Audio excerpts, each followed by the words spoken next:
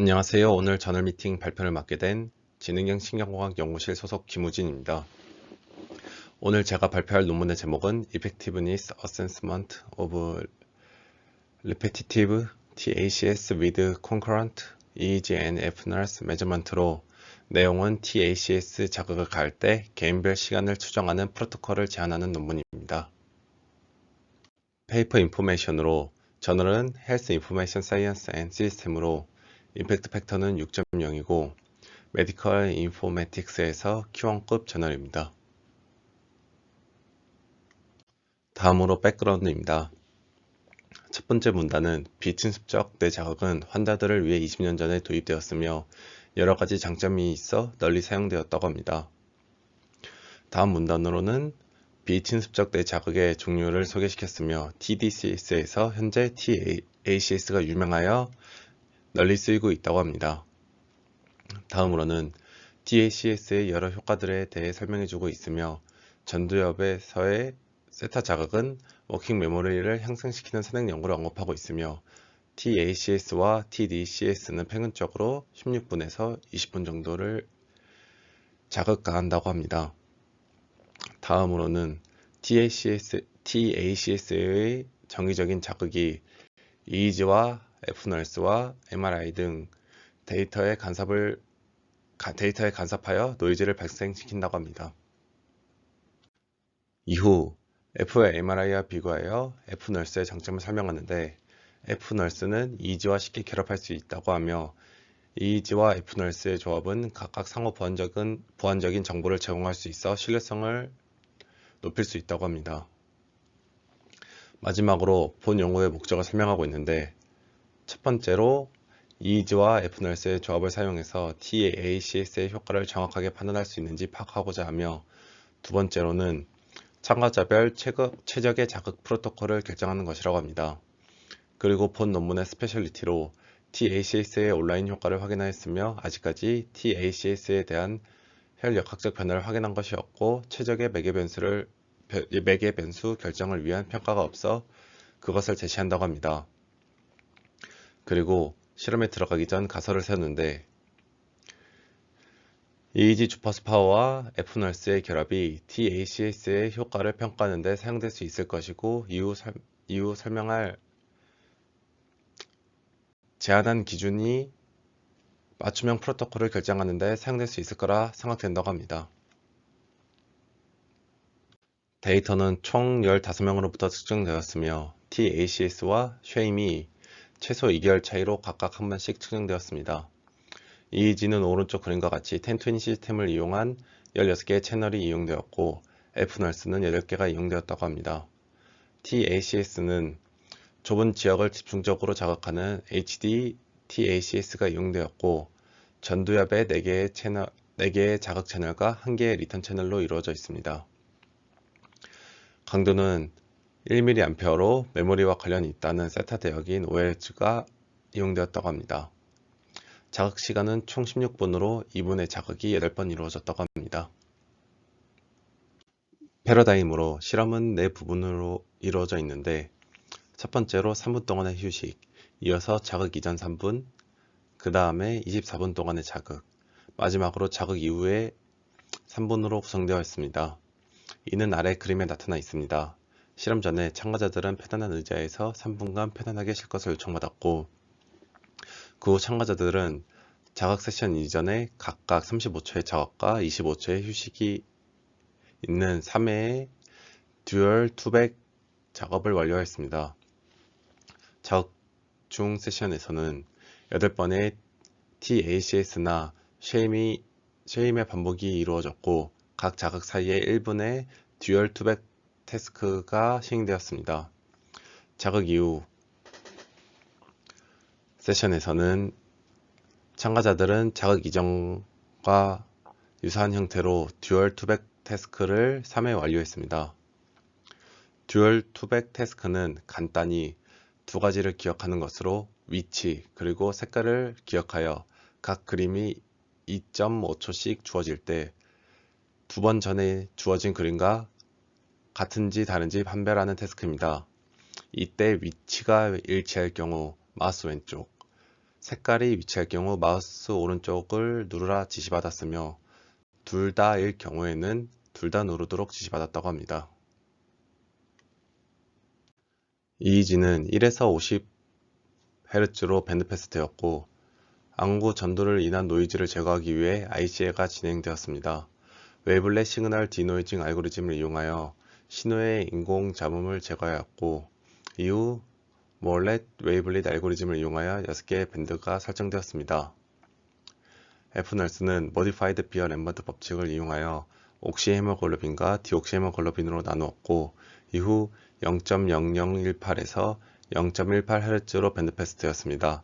이렇게 한 이유는 1.1Hz의 심박과 0.25Hz의 호흡으로 인한 노이즈를 제거하기 위해서라고 합니다. 이후 관심 채널을 골랐는데 이때 헤모다이나믹 리스폰스 펑션이라고 하는 HRF의 인계값을 0.05를 기준으로 선택되었다고 합니다. 이후 6개의 피처를 구했는데 3개의 슬로프를 구했습니다. 평균은 각각 1에서 10초, 1에서 15초, 1에서 20초 평균이 이용되었고 슬로프는 1에서 8초, 1에서 10초, 10에서 20초를 골랐는데 평균과 슬로프를 다르게 골랐는지에 대한 설명이 없어 아쉬웠습니다. 다음으로는 이전에 말했던 실시간 분석에서 사용되는 TACS의 평가 기준입니다. 이때 왼쪽 공식처럼 EEG와 F널스 그리고 인지기능 3가지를 평가하는데 본 실험에 들어가기 전 3번의 시행을 기준으로 인계값이 개별적으로 계산된다고 합니다. 이때 I는 각각 델타, 세타 및 알파를 말한다고 하고 J는 논문에는 언급되어 있는 게 없는데 아마 이전에 말했던 평균의 번호와 슬로프의 변호를 나타내는 것으로 생각됩니다. 부모에 있는 TRP는 자극 전 시행 횟수를 나타내며 아마 3으로 생각됩니다. 이후 점수를 나타내는 오른쪽 위에 ES식에서는 N은 시행 횟수를 나타내며 TR은 시행 번호를 나타낸다고 합니다. IDM에서 D는 총 17개와 7개로 나누어져서 계산된다고 합니다. 이전에 말했던 선택된 매개 변수의 개수인 n은 7과 17 둘 중에 하나가 될 것이고 이때 모든 조건이 성립하면은 100%, 성립이 안 되면은 0%를 나타낸다고 합니다. 다음으로는 결과입니다. 왼쪽 그림은 TACS일 때 시행별 워킹 메모리 점수이고 오른쪽 그림은 쉐임 일대입니다. 시행 횟수는 총 14번이었습니다. TACS에서는 처음 두 번째까지는 정확도가 증가하지 않았지만 그 이후 증가하였고 이런 증가가 유지되지 않고 조금 낮아진 것에서 유지가 되었습니다.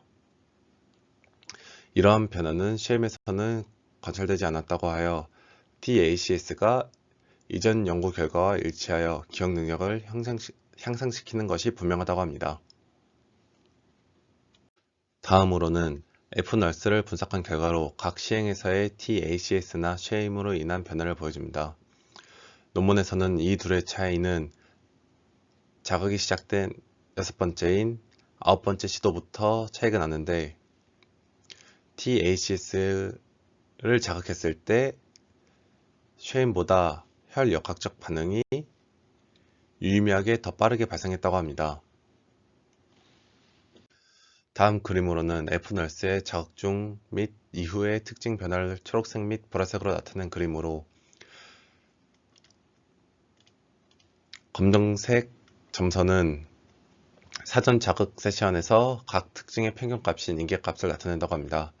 이때 자극의 6번째인 6번 트라이얼에서 최고값에 도달하고 이후 이러한 추세가 14번째 트라이얼까지 유지되는 것을 보여준다고 합니다. 이러한 결과는 TACS가 혈역학적 반응을 향상시킨다는 것을 나타냅니다.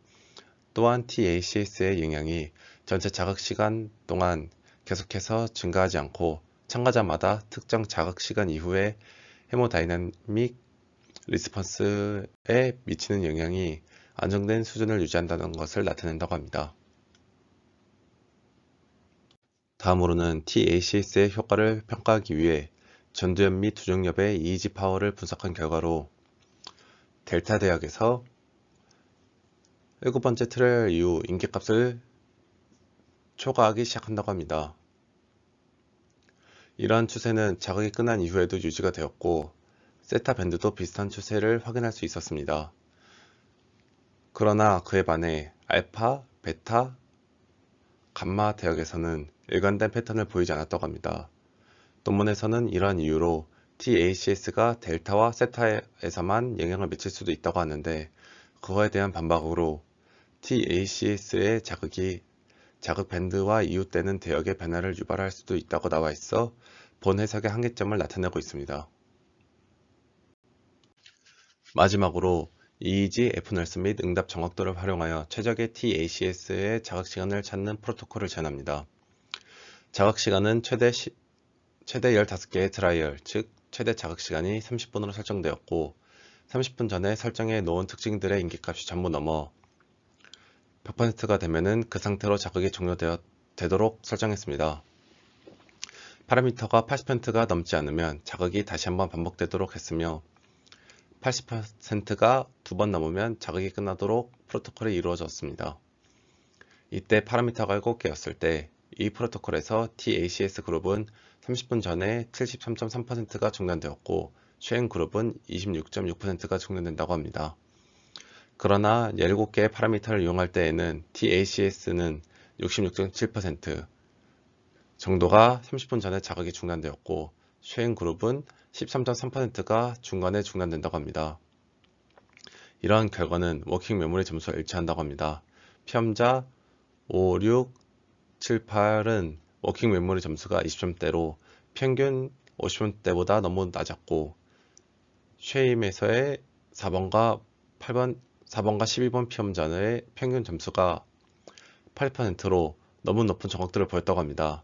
이러한 결과로 보았을 때 중단되지 않은 낮은 정확도를 보이는 피험자는 현재 16분의 자극 시간이 부족하여 더 자극이 필요할 수도 있다고 합니다. 다음으로 논문에 있는 컨클루션 얘기를 하자면 이 연구는 OLH의 단기 TACS의 효능을 평가하기 위한 평가 기준을 논의했다고 하며 EEG와 F널스 그리고 워킹 메모리 점수를 이용하여 만든 프로토콜을 뇌상태 모니터링 지표로서 개발했고 이것은 TACS의 효과를 신뢰성 있게 평가하는 데 도움이 될 수 있다고 합니다. 이를 이용하여 사용자마다 자극 기간을 찾을 수 있었고 이 연구는 반복 TACS의 전, 중, 후에서의 영향을 명확하게 하고 여러 지표를 사용하여 효과성을 평가하는 전략을 제공했다고 합니다. 마지막으로 본 논문의 스페셜리티를 말하는데 이 연구는 과자극의 위험을 피하기 위한 개인별 평가 기준을 제안한 최초의 연구라고 합니다. 다음으로는 크리티즘인데 첫 번째로 본 논문에서 쉐임에 관한 설명이 따로 나와 있지 않았습니다. 아마 아무런 자극을 가하지 않았다고 생각되는데 이것에 관한 논의가 따로 없었고 이전에 아래 그림을 설명할 때 TACS는 6번째 트라이얼에서 증가하여 9번째 트라이얼 때 약간 감소하는 이런 추세가 지속된다고 하였는데 제가 생각하기에는 사실 쉐임도 비슷하게 이 6, 7, 8의 가운데 있는 7에서 증가였고 이후 감소하여 이러한 추세가 어느 정도 유지된 것처럼 보이는데 그러한 것에 대한 설명이 따로 없어 아쉬웠습니다. 그리고 프로토콜 설명할 때 최대 자극 기간을 30분으로 설정하였는데 이것에 관해 자극이 왜 30분을 넘으면 안 되는지 선행 연구나 아니면은 근거 같은 것이 따로 언급되어 있지 않아 아쉬웠던 것 같습니다. 또한 이전에 아쉽다고 말했던 평균과 슬로프의 다른 시간 범위 설정에 대한 해석이 따로 나와 있지 않아 그것도 아쉬움으로 남습니다. 마지막으로 본 논문을 보면서 좋았던 점은 단순히 자극을 가해서 이게 변했다, 이게 좋았다가 끝이 아닌 여러가지 기준을 설정하여 프로토콜을 만들어 최대 효과를 기준으로 자극 시간을 설정했는데 이러한 방법이 제가 연구하고 있는 작업 관련 실험에서도 추가적으로 해볼 수 있을 것 같아 좋았던 것 같습니다. 오늘 발표 여기서 마치겠습니다. 감사합니다.